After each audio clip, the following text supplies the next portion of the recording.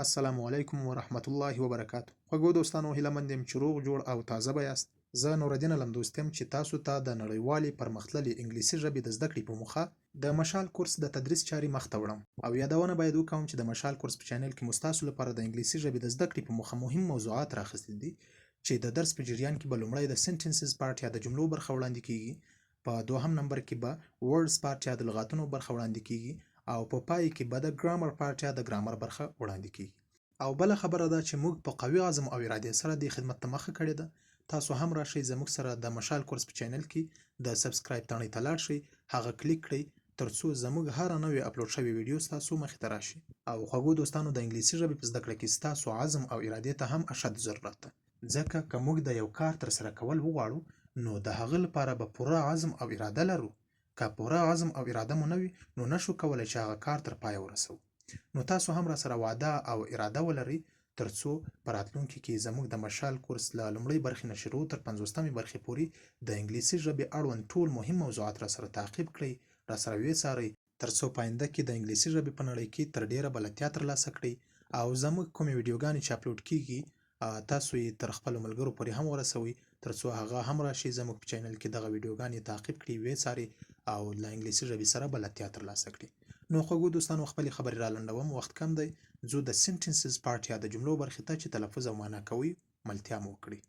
لومړی د درس له شروع نه مخکې یوه یادونه باید وکوم چې د سنټنسز پارت یا د جملو درس مو په دوه برخو ویشلی چې په اوله برخه کې 5 جملې تلفظ او معنا کوو، بیا د سنټنسز پارت یا د جملو دوهمې برخې ته ځو چې هلته هم 5 جملې دي تلفظ او معنا کوي.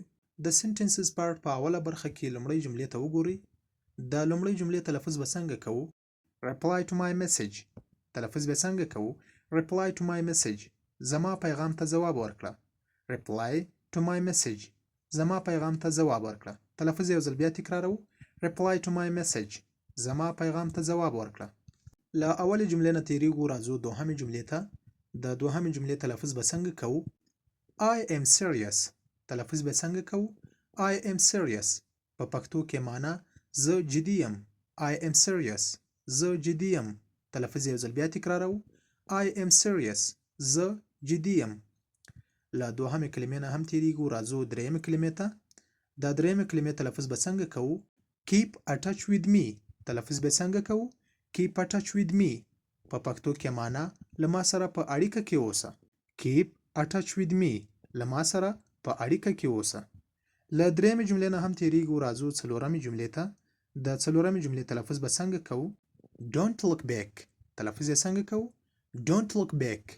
په پښتو کې معنا شاته مه ګوره. don't look back. شاته مه ګوره. تلفظ یو ځل بیا تکرارو. don't look back. شاته مه ګوره. له څلورمې جملې نه هم تیریږو، راځو پنځمې یا د پای جملې ته. د پنځمې جملې تلفظ به څنګه کوو؟ he is trusted man. تلفظ یې څنګه کوو؟ he is trusted man. په پښتو کې معنا څنګه ده؟ هغه باوري سړی دی. he is trusted man. هغه باوري سړی دی. تلفظ یو ځل بیا تکرارو. he is trusted man. هغه باوري سړی دی. نو خوږو دوستانو، د سنټنسز پارت یا د جملو په اوله برخه کې مو 5 جملې تلفظ او معنا کړې. خدای دې وکړي چې په تلفظ او معنا یې پوه شوي یاست. دا در سره په کتابچه کې نوٹ کړئ، له ځان سره په بار بار تکرار کړئ چې یاد مو شي. ځو د سنټنسز پارت یا د جملو دوهمې برخې ته ملتیا مو وکړئ. نو خوږو دوستانو، د سنټنسز پارت یا د جملو دوهمې برخې ته هم ښه راغلاست درته وایم. د جملو په دوهمه برخه کې اولې جملې ته ځیر شئ. د اولې جملې تلفظ به څنګه کوو؟ we are not alone. تلفظ به څنګه کوو؟ we are not alone. موږ یوازې نه یو. تلفظ به څنګه کوو؟ we are not alone. موږ یوازې نه یو. تلفظ یو ځل بیا تکرارو. we are not alone. موږ یوازې نه یو. له اولې جملې نه تیریږو، راځو دوهمې جملې ته. د دوهمې جملې تلفظ به څنګه کوو؟ I will give you a lift. تلفظ به څنګه کوو؟ I will give you a lift. په پښتو کې معنا زه به دې یوسم. I will give you a lift. په پښتو کې معنا څنګه ده؟ زه به دې یوسم. I will give you a lift. زه به دې یوسم. له دوهمې جملې نه هم تیریږو، راځو درېیمې جملې ته. د درېیمې جملې تلفظ څنګه کوو؟ This is my fault. تلفظ یې څنګه کوو؟ This is my fault. په پښتو کې معنا دا زما غلطي ده. This is my fault. دا زما غلطي ده. له درېیمې جملې نه هم تیریږو، راځو څلورمې جملې ته. د څلورمې جملې تلفظ به څنګه کوو؟ cut your hair.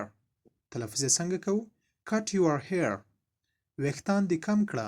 په پښتو کې معنا څنګه ده؟ ویښتان دې کم کړه. تلفظ به څنګه کوو؟ cut your hair. ویښتان دې کم کړه. له څلورمې جملې نه هم تېرېږو، راځو پنځمې یا د پای جملې ته. د پنځمې جملې تلفظ به څنګه کوو؟ whose turn is this. تلفظ به څنګه کوو؟ whose turn is this. په پښتو کې معنا دا د چا نوبت دی؟ whose turn is this. دا د چا نوبت دی؟ تلفظ یو ځل بیا تکراروو. whose turn is this. دا د چا نوبت دی؟ نو خوږو دوستانو د sentences part یا د جملو په دوهمه برخه کې مو هم 5 جملې تلفظ او معنا کړې.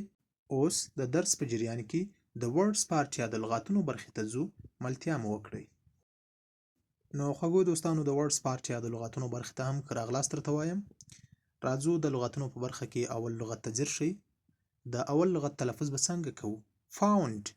تلفظ یې څنګه کوو؟ found. په پښتو کې معنا تأسیسول. FOUND. found تأسیسول یا بنسټ ایښودل. found تأسیسولو ته وایي. له اول لغت نه تېرېږو، راځو دوهم لغت ته. د دوهم لغت تلفظ به څنګه کوو؟ invest. تلفظ یې څنګه کوو؟ invest. په پښتو کې معنا پانګونه کول. INVEST. invest د پانګونې په معنا ده. له دوهم لغت نه هم تېرېږو، راځو دریم لغت ته.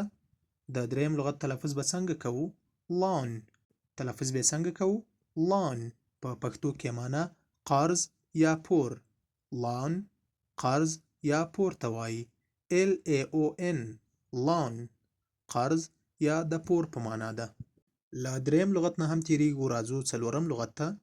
د څلورم لغت تلفظ به څنګه کوو؟ practical. تلفظ به څنګه کوو؟ practical. په پښتو کې معنا ګټور یا عملی. practical عملی یا د ګټور په معنا ده. تلفظ یو ځل بیا کوو.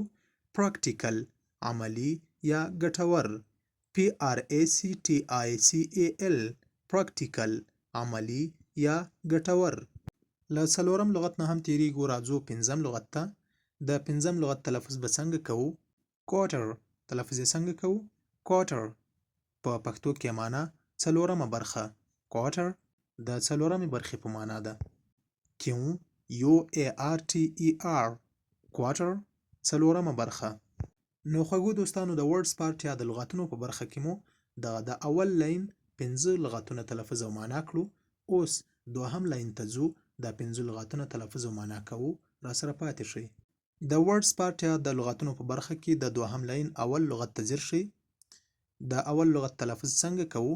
salary. تلفظ به څنګه کوو؟ salary. په پښتو کې معنا معاش یا تنخواه. SALARY. salary د معاش یا تنخواه په معنا ده. په دوهم لاین کې له اول لغت نه تېرېږو، راځو دوهم لغت ته. د دوهم لغت تلفظ به څنګه کوو؟ treasure. تلفظ یې څنګه کوو؟ treasure. په پښتو کې معنا ګنج یا خزانه. TREASURE. treasure د ګنج یا خزانې په معنا ده. په دوهم لاین کې له دوهم لغت نه تېرېږو، راځو دریم لغت ته. د دریم لغت تلفظ به څنګه کوو؟ coach. تلفظ یې څنګه کوو؟ coach. په معنا د روزونکي ده. coach روزونکي ته وایي. COACH. coach د روزونکي په معنا ده. د لغاتونو په دوهم لاین کې له دریم لغت نه هم تېرېږو، راځو څلورم لغت ته. د څلورم لغت تلفظ به څنګه کوو؟ control. تلفظ به څنګه کوو؟ control اداره کول. control په پښتو کې معنا اداره کول. CONTROL. control د اداره کولو په معنا ده. په دوهم لاین کې له څلورم لغت نه هم تېرېږو، راځو پنځم یا د پای لغت ته. د پنځم لغت تلفظ به څنګه کوو؟ direct. تلفظ یې څنګه کوو؟ direct.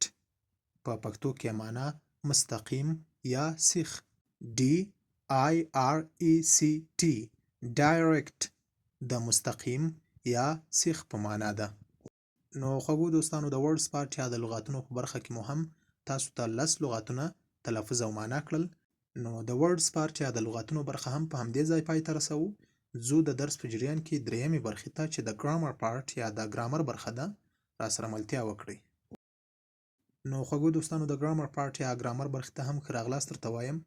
د ګرامر پارت یا ګرامر په برخه کې لومړی لنګویج یا ژبه تعریفوو چې ژبه څه ته وایي. Language is a social phenomenon which is used for understanding. تلفظ به څنګه کوو؟ Language is a social phenomenon which is used for understanding. په پښتو کې د ژبې تعریف څنګه ده؟ ژبه یوه ټولنیزه پدیده ده چې د پوهېدنې لپاره په کار وړل کیږي. Language is a social phenomenon which is used for understanding. ژبه یوه ټولنیزه پدیده ده چې د پوهېدنې لپاره په کار وړل کیږي. نو خوږو دوستانو د ګرامر پارت یا ګرامر په برخه کې مو همدا کوچنی سبق راخستی و. خدای دې وکړي چې په تلفظ او معنا یې پوه شوي یاست. د ګرامر په برخه کې زیات درس نه راخلو ځکه چې د سنټنسز پارت یا د جملو برخه هم ډیره ده، هغه به هم تکرارول غواړي، یادول به غواړي، او د ورډز پارت برخه هم لس لغاتونه دي چې تکرارول او یادول غواړي. نو د ګرامر پارت یا ګرامر په برخه کې هره ورځ یوازې یو تعریف راخلو او د ګرامر په برخه کې به ګام په ګام په هره برخه کې پرمختګ کوو ان شاء الله. نو خوږو دوستانو هیله مند یم چې د مشال کورس د لومړۍ برخې د درس په ټول جریان به پوه شوي یاست او زموږ راتلونکې نورې برخې به هم اپلوډ کیږي. او له تاسو نه هم یوه کوچنۍ غوښتنه لرم که مو زموږ د یوټیوب چینل سبسکرایب کړی نه وي کولی شئ چې د سبسکرایب تڼۍ ته لاړ شئ، هغه درسره کلیک کړئ ترڅو زموږ هره نوې اپلوډ شوې ویډیو ستاسو مخې ته راشي. نو خوږو دوستانو د درس پای ته رسیدلي یو. هیله مند یم چې تاسو به هم خسته شوي او ستړي شوي نه یاستئ.